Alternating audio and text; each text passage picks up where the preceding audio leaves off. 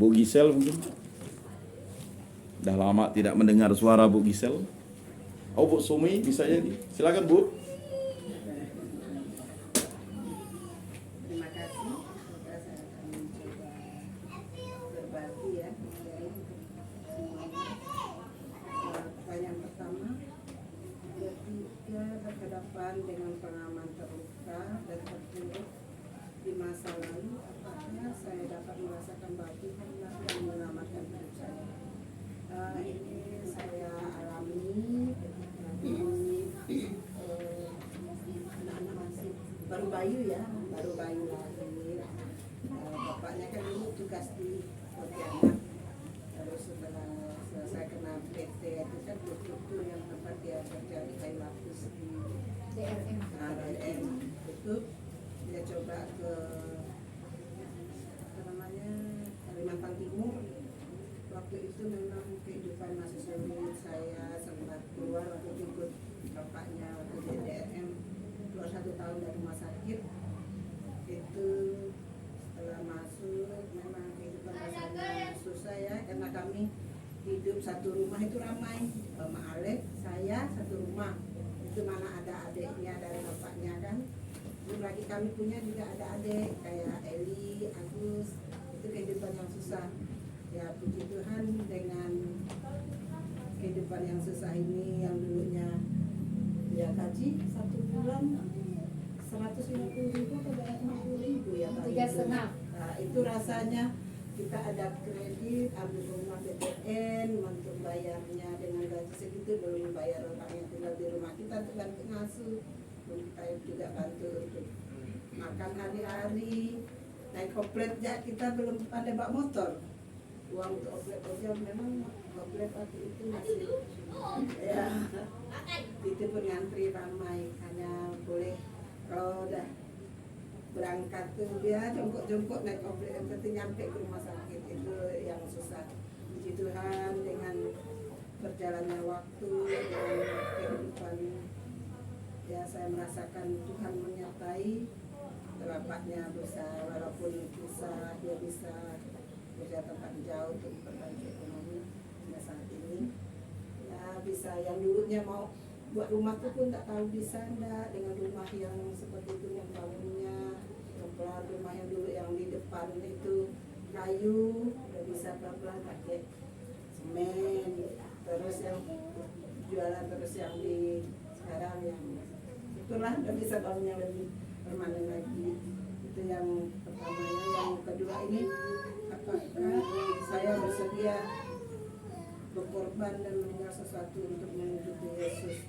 Ya, dengan yang kayak gini, di mana waktu masih lanjutan ya? Ya. Mengikuti Yesus, saya sendiri merawat 2 orang anak, bapaknya kerja jauh, yang sering berdoa, mana kuliah, mana lagi ngasih 2 orang, antar jemputnya untung ada ayah juga bantu untuk antar jemput mereka bayu itu sambil nitip lah. Itu berkat Tuhan sambil berdoa. Nggak nyangka juga bisa lulus kuliah walaupun nitip-nitip lah, dengan tangga anak tuh dijemput apa, walaupun dengan kadang bayu pernah kena tipu, orang datang bilang dari semprot, orang dari kelurahan kah, sampai uang kartunya dia ambil orang tuh pura-pura. Lalu kan belum ada pagar untuk jadi orang masuk tuh bisa aja. Puji Tuhan ya, dengan berkat Tuhan semuanya bisa sampai saat ini. Itu juga yang ketiga ya, apakah saya dapat melihat bahwa kemakmuran kejayaan yaitu tadi masih sama berkat Tuhan. Sering yang saya sering lakukan tuh novena 3 Salam Maria itu sering. Terus waktu anak-anak yang saya sendiri di rumah mereka kuliah ke Jawa semua, berdoa dengan kenyataan Tuhan. Pagi-pagi dulu itu rajin pula ke gereja karena sendiri ngurus sendiri pulang. Buat sarapan tuh kita ngurus badan, jadi bisa sembahyang terus. Sekarang jarang lagi sembahyang pagi ya. Pak Tarno dulu kami itu sering bersama-sama sembahyang pagi jam 5 ya. Udah usia yang semoga lah nanti pensiunnya bisa lagi dari pagi sebelum. Itu aja pembagian sharingnya. Maka Tuhan yang menyertai dalam kesusahan dia, ada kemakmuran yang dia berikan, yang dirasakan. Terima kasih. Baik, terima kasih Bu Sim. Silakan.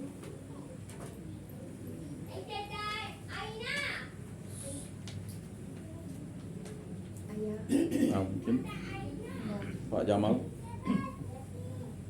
masih membaca. Abang Alex, Hmm. Najel, Hmm.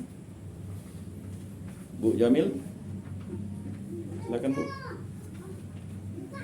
Disembuhkan dari sakit kan? Pengalaman. Bu Sigar. Sigar nih. Pak Asun, Nah, silakan Pak Ramadi. Kan udah ya ibaratnya sekarang udah segar kan karena si Indranya udah wisuda kan? Nah, silakan Pak. berbagi. Ketika berhadapan dengan pengalaman terluka atau terpuruk di masa lalu, kalau di masa lalu memang tidak gampang namanya cari hidup atau berumah tangga. Bagi saya hanya kerja hanya karyawan biasa, bengkel tidak mudah. Dengan gaji yang minim, dengan pengeluaran yang banyak, dan juga terlalu banyak, cuma karena gajinya minim, jadi pengeluarannya rasanya besar. Untung waktu itu saya masih tinggal di rumah orang tua, ada kakak, jadi beliau yang bantu beli beras, bayar listrik atau legal. Kalau dari saya hanya mungkin cukup untuk beli susu anak kayak susu Indra sama Angel waktu itu. Sangat benar-benar susah sekali kalau kita pikir sekarang, tapi puji Tuhan dulu kayaknya ada aja rezeki terus buat nambah-nambah gitu. Bahkan ya Om ya, dulu pernah bahkan ke rumah Om untuk dapatkan beras bantuan dari pemerintah. Nah itu saya jadi anggota Om ya. Nah itu kayak anggota itulah. Jadi ada pembagian beras dengan harga yang dibantu sama pemerintah. Nanti ada bulan-bulan berapa tuh? Nanti saya datang ke sana atau ke rumah Om kan mengumpulkan semua nanti. Nanti saya ambil beras ke rumah Om tuh. Di situ harganya memang di bawah rata-rata pasar. Nah, ya beras bulog namanya. Ya, kami makan beras bulog itu sudah puji Tuhan rasanya. Karena dengan gaji yang tidak banyak, nah cukup itulah. Itu kalau masa lalu rasanya memang lumayan seperti itu. Terus apakah saya bersedia mengorbankan atau meninggalkan sesuatu untuk mengikuti Yesus? Kalau itu rasanya sih tidak begitu terasa benar kalau kita meninggalkan sesuatu pekerjaan terus mengikuti Yesus. Mungkin itu bisa dilakukan sama beliau-beliau kayak untuk pelayanan. Tapi saya merasa secara tidak langsung juga kita ikut ambil bagian. Nah, walaupun dulunya hanya ikut-ikutan sembahyang lingkungan, ada sembahyang lingkungan di rumah, di gang-gang atau di lingkungan kita yang dulunya kan saya tidak aktifnya tidak kayak sekarang kita rutin tiap bulan ada aja datang. Nah, dulunya saya masih baru nikah 2 tahun 3 tahun itu saya tinggal di Purnama di rumah mertua di PMI, perumahan Mertua Indah. Lumayan lama itu sampai 2 tahun 3 tahun ya Mi ya. Nah setelah jadi kalau untuk ikut di lingkungan hanya Pak Jutin, terus Pak Ubing, sama Pak Antonius Anen, Om ya, Pak Jamal. Nah terus apakah saya dapat melihat bahwa kemakmuran, kekayaan, jabatan atau kedudukan yang saya peroleh merupakan pemberian Tuhan? Jelas saya dapat melihatnya walaupun saya tidak bisa merasakan dengan seperti kayak dipegang atau diraba. Nah itu dirasakan melalui dengan kita mensyukuri, merasakan dengan kita melihat sesuatu yang benar-benar kita terbantu dengan banyak yang sekitar kita, terutama orang lain di sekitar kita, orang yang betul-betul ada dekat kita sangat terbantu. Jadi di sini kemakmuran, kekayaan, jabatan atau kedudukan ya. Memang kalau tanpa Tuhan kita memang tidak bisa merasa, tidak bisa mendapatkan semua ini. Dengan itu kita patut mensyukurinya kalau ini betul-betul tidak ada sumber dari lain selain Tuhan yang memberikannya. Seperti itu Pak. Baik, terima kasih Pak Armadi. Silakan Bu Koni mungkin. Ayah, Ayah orang suruh dia. ayah. Saya kalau pengalaman yang terluka itu mungkin kalau saya cerita itu sampai hari ini pun saya akan terbata-bata. Saya menginjak remaja, terus kerja, sekolah, kerja, menginjak remaja, lalu menikah kan. Nah kalau kita menikah itu kan kita punya impian anak itu lahir sehat, sesuai dengan keinginan kita. Nah ternyata setelah saya menikah dengan usia yang masih muda, lahir anak kurang sehat, ya tahu semua ya umat di sini keadaan Kak Yeyen waktu masa kecilnya, dimana saya kadang-kadang seperti orang di sekitar saya, hanya perasaan saya seperti tidak menerima saya dengan saya menggendong anak saya dalam keadaan kadang-kadang berlumuran darah. Tapi saya meyakini waktu itu sampai hari ini bahwa Tuhan menitipkan Kak Yeyen dengan kami berdua, bahwa saya bisa mengurusnya. Nah dari situ saya belajar banyak hal, bahwa hidup tidak kita hanya melihat dari utuhnya fisik, lengkapnya fisik, tapi kita meyakinkan bahwa Tuhan tuh selalu memberikan yang terbaik.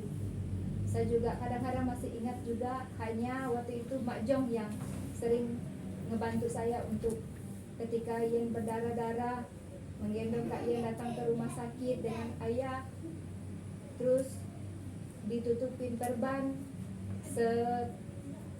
melewatin mukanya hampir tidak kelihatan, perban tidak bisa dibuka 2-3 hari, menimbulkan bau busuk, badan masih hidup tapi bau busuk, tapi dibuka itulah sebuah semara kamar, dibuka berdarah. Itu pengalaman iman saya yang saya tidak pernah lupakan. Saya seperti dibisik, kamu jangan khawatir bahwa ini semua akan berlalu, karena kami yakin dan percaya bahwa Tuhan tuh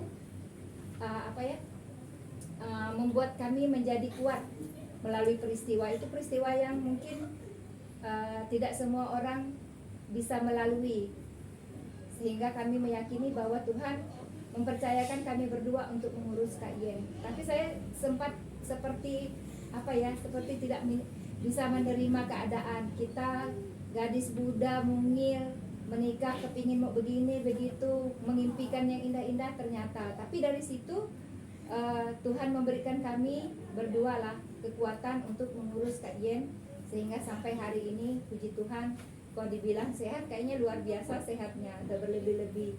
Nah makanya dalam keadaan apapun yang namanya Tuhan Yesus, yang namanya Bunda Maria tuh kayaknya hari-harinya tuh jangan sampai kita menjauhi atau melupakan bahwa Tuhan itu memberikan kita kekuatan dalam keadaan apapun. Saya waktu itu sempat rasa bunuh diri loh, karena kayak udah tidak mampu lagi, mau tidur malam pun susah. Penderitaan kami berdua yang paling luar biasa, ketika dia umur 3 bulan, 4 bulan, 5 bulan itu kan tangannya udah mulai lasak sana sini, gosok sedikit berdarah. Ayah sering tidur malam tuh Kak Yen diletakkan di dada, saya terlelap, terus begitu bangun cium bau kiri kanan, kok bau darah, lihat dah semua tempat tidur udah basah semua kena darah. Nah waktu itu memang ada sedikit kayak mungkin ini pengalaman, mungkin boleh kita bagikan ke anak cucu kita nanti. Kalau ada penderita atau anak-anak yang lahir karena itu hemangiom namanya, tumor pembuluh darah, jangan pernah diganggu, biarkan saja dia utuh sampai besar. Karena dari pengalaman kita dan saya membaca juga, dengan berkembangnya umur, bertumbuhnya dan makin dewasa, dia akan dengan sendirinya itu memutih, dan itu bisa dilihat.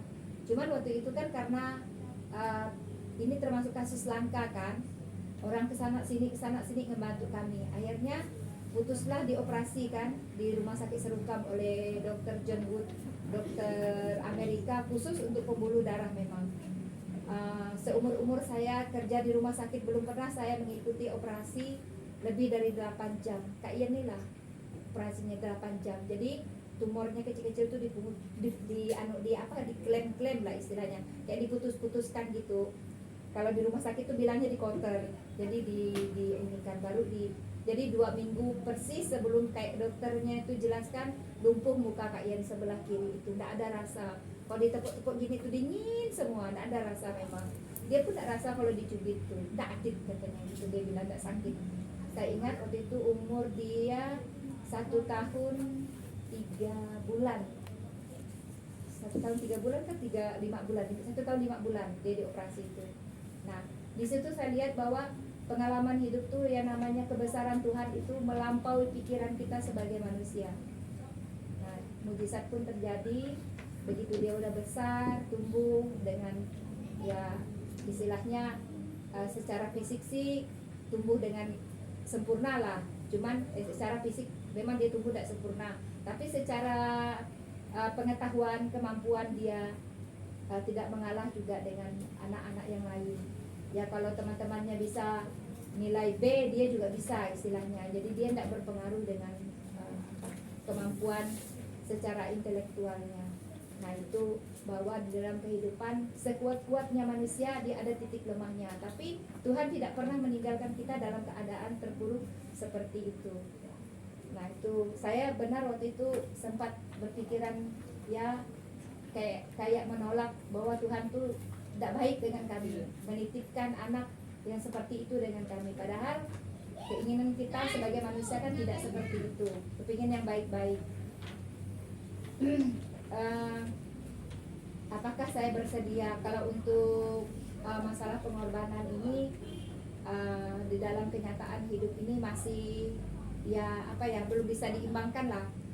Lebih beratnya ke duniawi kalau saya ya. Apakah saya bersedia meninggalkan Tuhan dalam praktek hari-harinya? Contoh, tidak saja jauh lah, kayak tadi sore itu latihan kor. Di dalam batin saya mau ikut latihan kor pada nanti malam ada sembahyang kan, pertemuan pendalaman kitab suci. Nggak ikut, nanti pasti orang nggak ada ikut. Benaran kan, saya dari rumah sakit datang hanya baru kami bertiga, Asung, istri, Pak Ekwani sama organis belum ada. Nggak lama saya duduk, Sumi pun datang. Nah saya memaksa Asung berdua, tolonglah ditelepon mereka tuh, kami jemput jak kalau gitu. Akhirnya dapatlah 2 nenek datang ke sana. Jadi itu kalau praktek hari-harinya secara realita inilah sebenarnya kita mengikuti Tuhan. Kita tidak meninggalkan dalam keadaan apapun. Nah cuman ya belum imbang lah, masih banyak dunianya daripada kita berserah diri. Nah itu kalau dari hidup hari-harinya saya. Terus saya selalu meyakini apapun yang saya punya itu hanya dititipkan Tuhan buat saya. Dan ada juga bagian yang saya punya ini punya orang lain sebenarnya, hanya dititipkan melalui saya. Sehingga dalam keadaan ya bukan ada rezeki sih, dalam keadaan tidak ada rezeki pun saya itu paling peka ketika teman-teman saya bilang, Bu kami ada membangun sebuah tempat retret atau rumah ini, pokoknya biarpun saya nggak ada uang, saya bilang saya siap berapapun yang saya punya nanti saya kasihkan. Misalnya entah 50 kah, entah 200 tetap saya berikan, karena saya meyakini bahwa yang saya punya ini bisa aja suatu saat atau waktu saya dalam keadaan tidak sadar diambil oleh, bisa jadi Tuhan tuh memberikan dengan caranya atau diambil oleh ganasnya alam. Nah, itu makanya saya kalau untuk hal-hal derma-derma atau apa tuh saya tidak terlalu keberatan. Nah, kayak contoh tidak usah jauh-jauh yang keliling-keliling kita, misalnya ada sumbangan ini, sumbangan itu.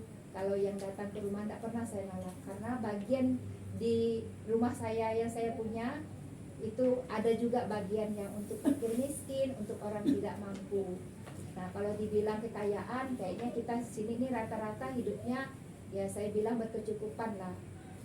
Ya itu Pak Yan, ya aplikasi sharing saya dalam kehidupan dari berumah tangga, hidup beriman saya, sampai saya merasa bahwa Tuhan tuh selalu hadir dalam keadaan apapun kami sekeluarga. Terima kasih. Terima kasih, Bu Kon. Om. Oh, iya. Mama Ika, ini udah lama saya tidak dengar suara. Silakan. Udah mulai pensiun, malas mau mengajar ya. Mama Tete, Mama Alek, Bu Tarno biasa. Silakan Bu, menghadapi situasi, mengurus. Kan mungkin banyak yang mau bertanya. Boleh Bu. Pas dulu ya. Mama Nopi kali. Bu Deo. Bu Dea tuh, Kak tuh, Mama anak tuh. Bu Sipri Wulan. Terakhir Koko Alek, kita belum pernah dengar suara Koko Alek. Ayo Ko. Nggak boleh pas-pas Koko yo. Ayo Ko.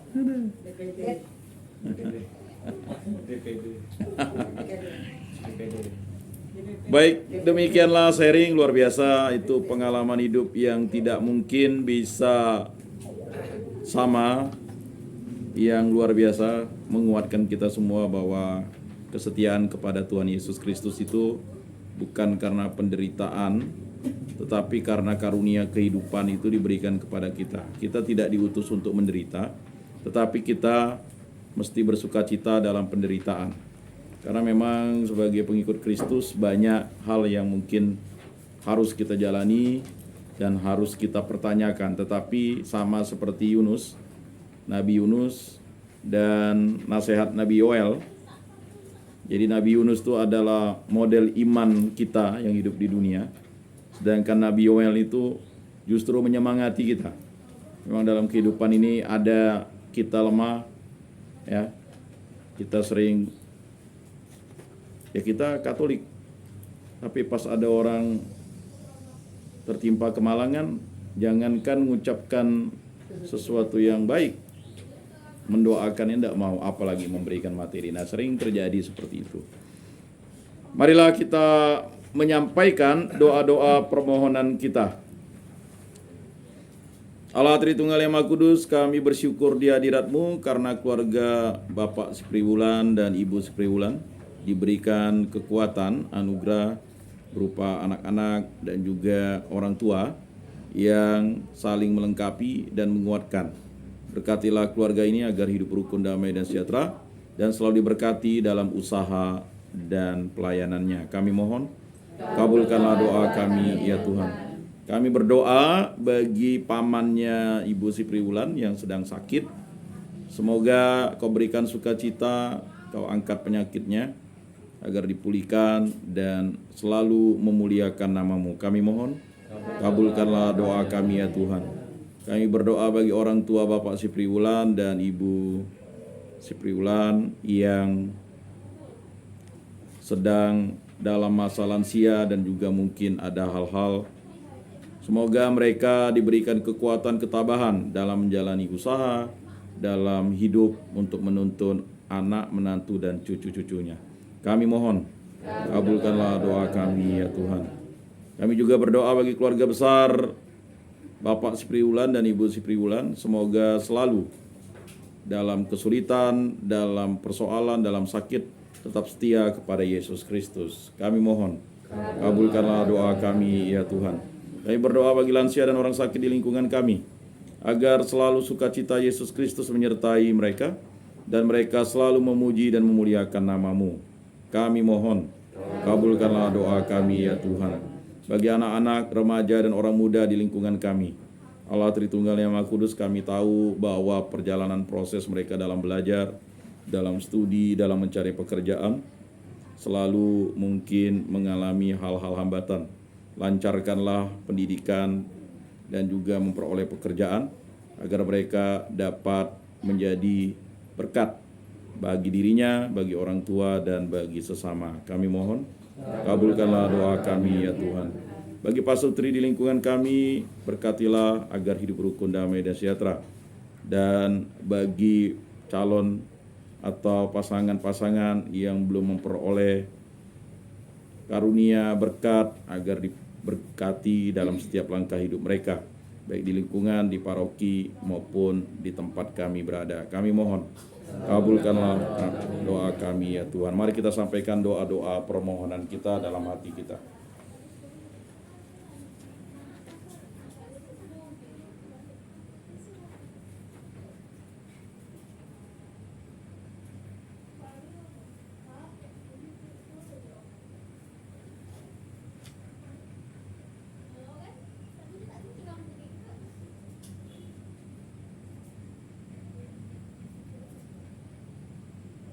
Kami mohon, kabulkanlah doa kami ya Tuhan.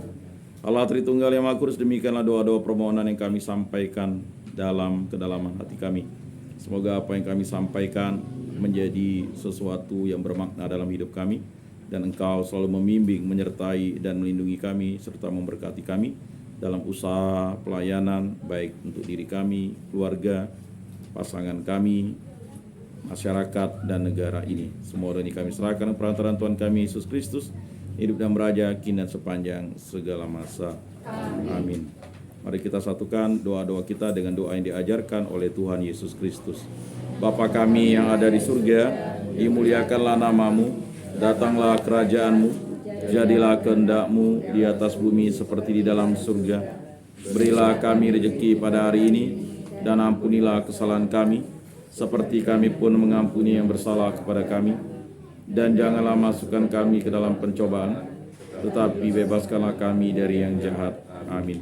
Mari kita berdoa jiwa Kristus, dan Tuhan jadikanlah aku pembawa damai. Mada Bakti nomor 155 156. Mari kita daraskan bersama-sama. Jiwa Kristus, kuduskanlah kami. Tubuh Kristus, selamatkanlah kami. Darah Kristus, sucikanlah kami. Air lambung Kristus, basuhlah kami. Sengsara Kristus, kuatkanlah kami. Yesus yang murah hati, luluskanlah doa kami. Dalam luka-lukamu, sembunyikanlah kami. Jangan kami dipisahkan daripada-Mu Tuhan. Terhadap seteru yang curang, lindungilah kami. Di waktu ajal, terimalah kami, supaya bersama para kudus kami memuji Engkau untuk selama-lamanya. Amin. Tuhan, jadikanlah aku pembawa damai bila terjadi kebencian. Jadikanlah aku pembawa cinta kasih. Bila terjadi penghinaan, jadikanlah aku pembawa pengampunan. Bila terjadi perselisihan, jadikanlah aku pembawa kerukunan. Bila terjadi kebimbangan, jadikanlah aku pembawa kepastian. Bila terjadi kesesatan, jadikanlah aku pembawa kebenaran.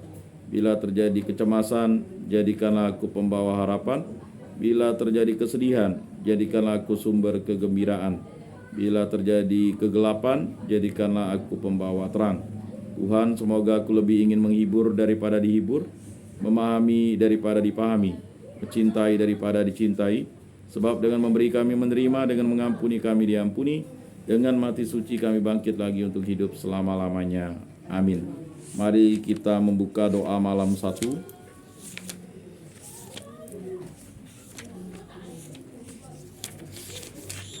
Nomor 13A. Mari kita daraskan bersama-sama.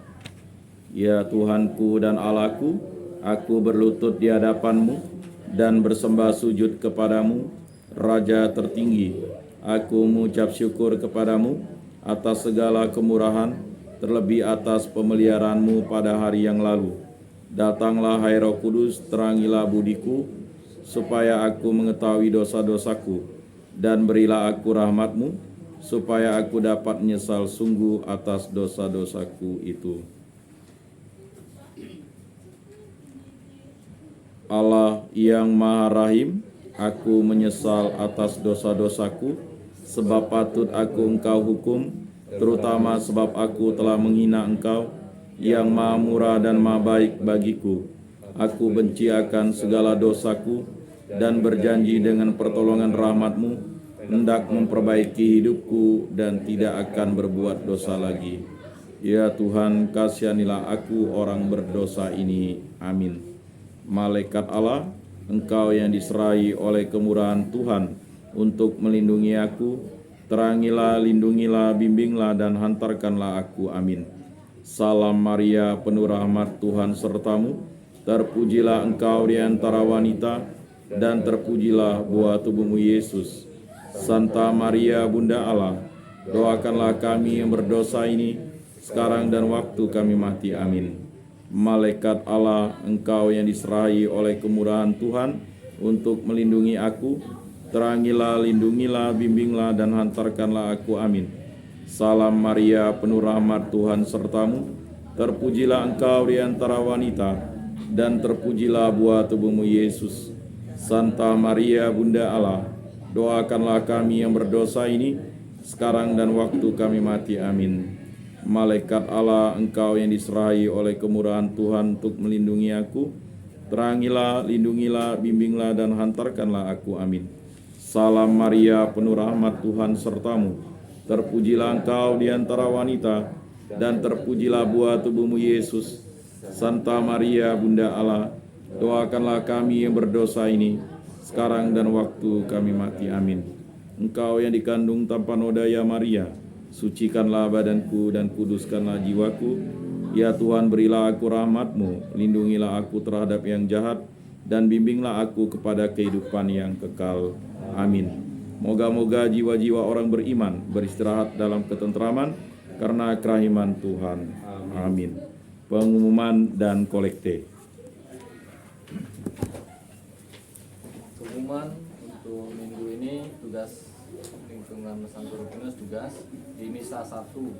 Jadi supaya semua umat lingkungan Santo Rufinus ngumpul di Misa 1, Misa pertama, supaya bisa membentuk kor nantinya.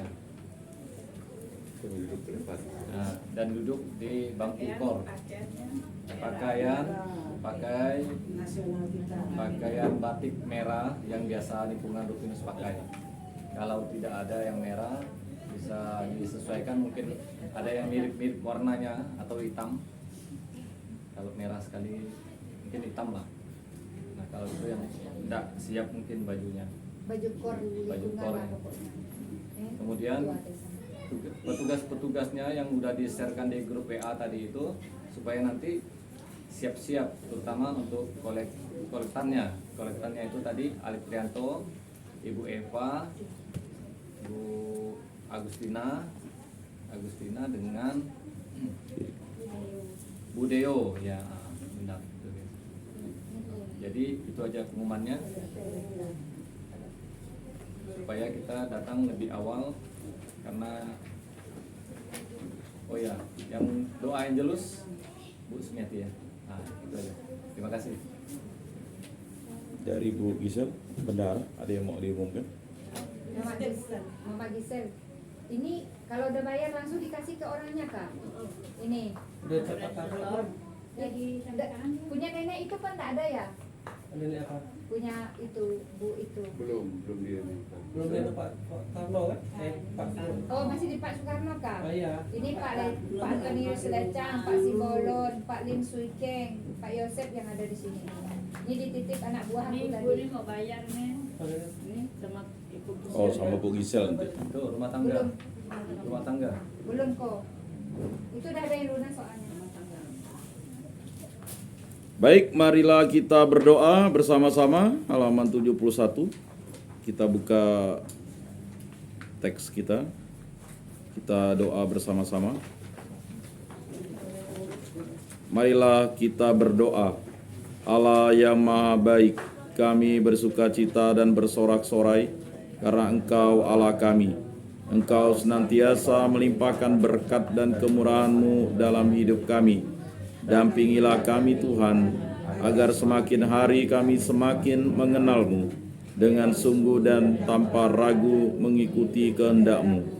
Semoga segala niat dan kehendak baik kami dapat terwujud demi keluhuran dan kemuliaan nama-Mu, demi Kristus Tuhan dan pengantara kami.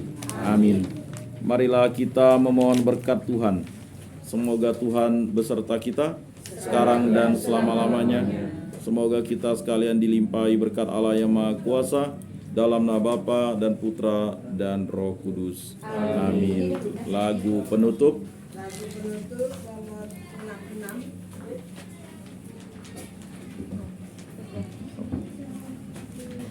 Ada duitnya. Nomor 66. Ini udah